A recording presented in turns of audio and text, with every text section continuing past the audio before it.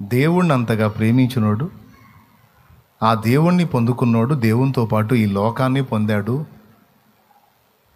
సంతానాన్ని పొందాడు, సమృద్ధిని పొందాడు, సాక్ష్యాన్ని పొందాడు. ఎంత గొప్ప ధన్యత పొందుకున్నాడంటే ఆ దేవుడే మనిషిగా భూమి మీద పుట్టి ఆ దావీదుకి కుమారుడు అనిపించుకోవడానికి ఇష్టపడ్డాడు. దావీదు కుమారుడా నన్ను దాటిపోకయ్యా, నజరేతువాడా నన్ను విడిచిపోకయ్యా, నీవు తప్ప నాకి లోకంలో ఎవరున్నారయ్యా, నీకు తప్ప నాలో ఎవరికి చోటే లేదయ్యా, నీవు తప్ప నాకి లోకంలో, నీకు తప్ప నాలో ఎవరికి. దావీదు కుమారుడా నన్ను దాటిపోకయ్యా, నజరేతువాడా నన్ను విడిచిపోకయ్యా, దావీదు కుమారుడా నన్ను దాటిపోకయ్యా, నన్ను విడిచిపోకయ్యా, నీవు తప్ప నాకి లోకంలో ఎవరున్నారయ్యా, నీకు తప్ప నాలో ఎవరికి చోటే లేదయ్యా. దేవునికి మహిమ. నా దేవుని కోరిక, పరిశుద్ధాత్మ కోరిక, నా కోరిక కూడా ఒక్కటే, మిమ్మల్ని దేవుణ్ణి ప్రేమించే వాళ్ళనుగా చేయటానికి, మిమ్మల్ని దేవుని పిచ్చోళ్ళుగా, దేవుని భక్తిపరులుగా చేయటానికి నా ఆశ.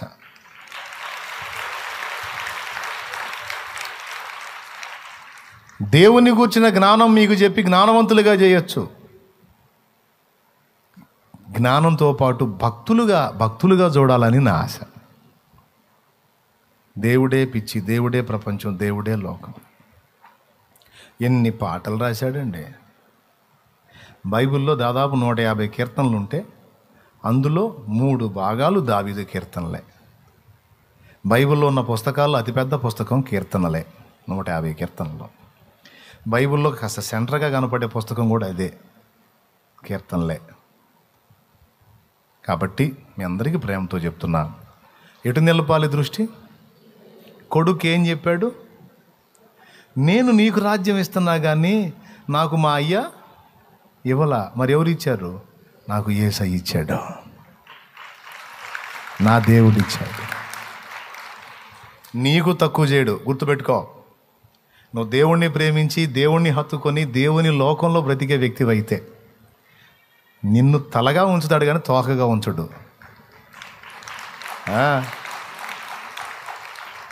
నీ పిల్లల్ని కూడా ఆశీర్వదిస్తాను అంటాడు ఆయన. నీకు పుట్టిన వారిని నేను ఆశీర్వదించేదను అంటాడు. ఒట్టి మాటలా, లేఖనమా? దేవుణ్ణి ప్రేమించే వాళ్ళని ఆశీర్వాదం చేస్తాడా? అసలు ఏం పట్టించుకోకుండా తిరుగుతుంటేనే ఎంత వెంటబడుతున్నాడు ఆయన. కాస్త మనసు పెట్టి ఆయన కాస్త ప్రేమించి కొద్దిగా ఆయన ప్రపంచంలోకి అడుగు పెడితే ఇంకా అస్సలు వదిలిపెడతాడు మనల్ని. కాబట్టి మనసు పెట్టండి. చెప్పాలనుకున్న మాట ఒక్కటి చెప్పి ముగిస్తానన్నా కదా, అదేంటంటే మన దృష్టిని ఆయన వైపు నుంచి మళ్ళించడానికి మనకు ఒకడు దాపురించాడు, ఒకడు సైతాన్. ఆయన వైపు నుంచి మన మైండ్ని, మన ఆలోచనలను మళ్ళించి పనికిమాలిన వాటి వైపు, అనవసరమైన వాటి వైపు, వ్యర్థమైన వాటి వైపు మనల్ని తిప్పి వాటిని చూపించడానికి ఒక ఆత్మ నిరంతరం పోరాడుతూ ఉంటుంది మనతో. ఆ ఆత్మ దురాత్మ, కంటికి కనపడదు కానీ ఎప్పుడు మనల్ని టార్గెట్ చేస్తూ ఉంటుంది, మన మైండ్ని దేవుని వైపు నుంచి డైవర్ట్ చేయడానికి. దాన్ని గ్రహించి జాగ్రత్త పడాలి. ఉద్రేకపరచే దురాత్మను ఎదిరించి పోరాడే శుద్ధాత్మను, ఉద్రేకపరచే దురాత్మను ఎదిరించి పోరాడే శుద్ధాత్మను, మోకాళ్ళ జీవితం, కన్నీటి అనుభవం నాకు నీయవా, పరలోకమే నా అంతఃపురం, చేరాలనే నా తాపత్రయం. మీకు తెలుసు కదా, ఇంక పాటదే ఉంది. అది సంగతి.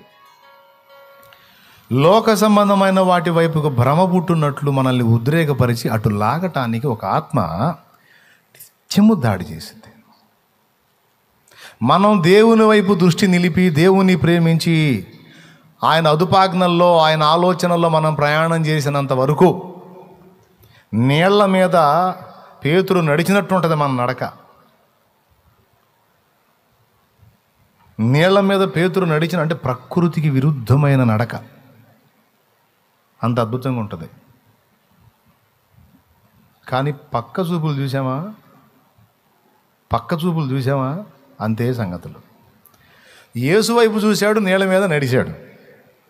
పక్కకి చూశాడు, ఏం చూశాడు ఒక్కసారి మీరు చూడండి. సొలొమోను ఏం చెప్పాడు అది చూశాడు ఆయన. సొలొమోను ఏం చెప్పాడు? అంతా వ్యర్థం, ఒకడు గాలికై, అంటే గాలిలో ఏమీ లేదు, గాలిని మూటగట్టలేము, గాలిని బ్యాంకీలో వేసుకోలేము, గాలిని ధనాగారంలో దాచిపెట్టలేము, ఒకవేళ గాలిని బయటికి తీసినా ఎవరికి ఏం ఉపయోగం? అంటే గాలి వట్టిదే. మత్తయి సువార్త 14:29.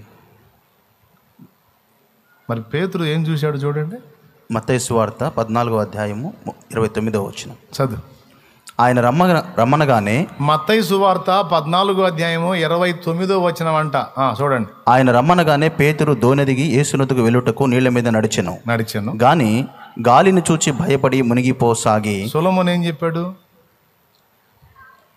గాలి ఒట్టిదే అని చెప్పాడు. మరి పేతురు ఎటు చూశాడు? నాకు అర్థం కాదు, మీ జీవితంలో ఇప్పుడు నువ్వు పుట్టిన దగ్గర నుంచి ఇప్పుడు దాకా దాదాపు వాళ్ళకి 30, 40, 50, 60, 70 వచ్చిన వాళ్ళు కూడా ఉన్నారు ఇక్కడ. ఒక్కసారి నా గాలిని చూశారా?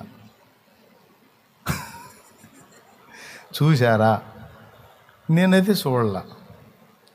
మీకేమన్నా కనబడిందా? మీకు కనపడలా, నాకు కనపడలా. మరి పేతురికి ఎట్ట కనపడిందబ్బా? అక్కడేం రాసింది? గాలిని చూచి భయపడి. గాలి కోసం ప్రయాసపడితే ఏం మిగలదని సొలొమోను తేల్చాడు. గాలి ఒట్టిదే అని తేల్చాడు ఆయన. నేనేమో గాలిని చూసి భయపడ్డాడంట. ఇప్పుడు ఏం అంతకుముందు చూస్తుంది ఎటు? యేసు వైపు చూస్తున్నాడు. భూయమని గాలి వచ్చింది, చూశాడు, ఏం లేదు. కానీ పక్క చూపు చూశాడు. ఎప్పుడైతే గాలిని చూసి భయపడ్డాడో మునిగిపోవటం మొదలైంది. నా పాయింట్ ఏంటంటే, దేవుని వైపు నుంచి మన దృష్టిని మళ్ళించడానికి అసలు ఏమీ లేని దాన్ని కూడా వాడు భూతద్దంలో చూపించి మనల్ని దెబ్బ కొడతాడు.